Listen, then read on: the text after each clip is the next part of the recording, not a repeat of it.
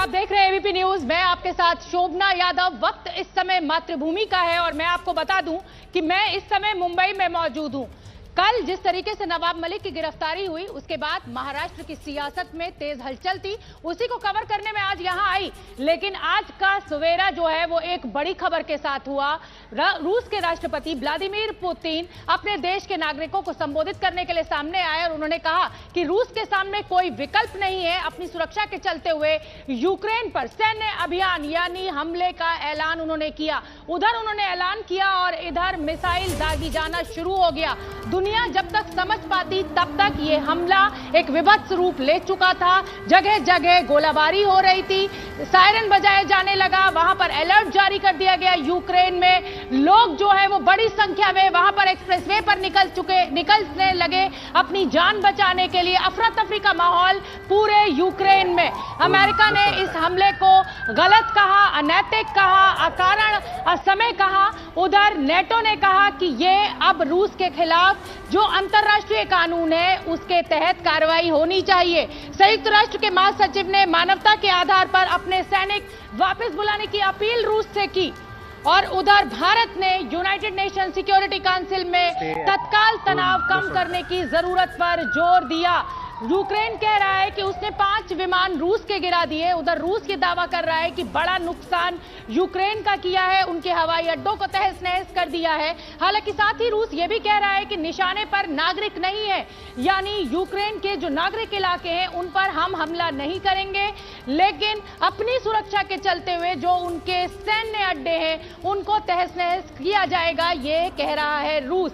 तो पूरी दुनिया की तरफ से इस हमले की निंदा की जा रही है। हर तरह से कोशिश की जा रही है कि रूस की सेनाओं को रोका जाए। आज की जो तारीख है, क्या 24 की तारीख जो है वो तीसरे विश्व युद्ध की आहट लेकर आई है? ये सवाल दुनिया के सामने। और क्या होगा इस युद्ध का अंजाम, देखिए हमारी ये खास रिपोर्ट। पुतिन का यूक्रेन पर प्रहार, मिसाइल से मौत बरसाती रूसी सेना का आसमान से अटैक, जमीन से भी शुरू की रूस ने जंग। यूक्रेन का नेवल बेस भी नेस्तनाबूद, तबाही और तबाही। यूक्रेन पर रूस के हमले के हर तरफ से सिर्फ हड़कंप की तस्वीरें सामने आ रही है। एक तरफ रूसी सेना दनाती हुई आगे बढ़ रही है। यूक्रेन के कई शहरों में रूसी सेना के मार्च से महाभारत मची हुई है। रूसी सेना के हमले के बाद लोग जान बचाने के लिए मेट्रो स्टेशन में छिपने पहुंच गए। यहाँ देखिए कैसे गाड़ी के पास बने बंकर में कैसे लोग अपने छोटे छोटे बच्चों को लेकर अंदर जा रहे हैं। जब आसमान से रूस मौत बरसा रहा है तब जान बचाने के लिए ऐसे ही बंकर काम आ रहे हैं।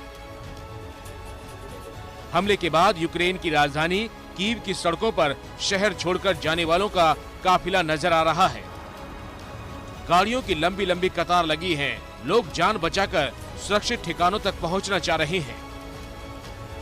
हाल ये है कि यूक्रेन के अंडरग्राउंड मेट्रो स्टेशनों में लोगों की भीड़ हो गई है। लोग ऐसे मेट्रो स्टेशनों को बंकर की तरह इस्तेमाल कर रहे हैं।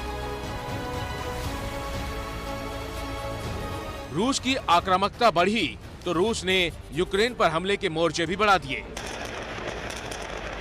रूसी सेना न सिर्फ अपनी सीमा में से यूक्रेन में दाखिल हुई बल्कि बेलारूस और क्रीमिया की तरफ से भी ताबड़तोड़ हमले कर रही है। कद और पावर में यूक्रेन पुतिन के सामने कहीं नहीं टिकता, लेकिन फिर भी जंग के इस माहौल में आखिरी दम तक मुकाबले के लिए तैयार खड़ा दिख रहा है। रूस के हमले के बाद अमेरिकी सेना में भी हलचल देखी जा रही है। अमेरिकी सेना लातविया में पहुंच चुकी है। भले ही रूस के आगे यूक्रेन बस मुखौटा भर हो, लेकिन पुतिन के फैसले ने पूरी दुनिया में फसाद की लपटें फैला दी है। अमेरिका, ब्रिटेन, कनाडा, ऑस्ट्रेलिया और जापान समेत कई देशों ने रूस के खिलाफ मोर्चा खोल दिया है। यूक्रेन पर होते हमले के बीच लोगों की जान बचाने के लिए किसी भी समय दूसरे देशों की सेना भी रूस के सामने खड़ी हो सकती है।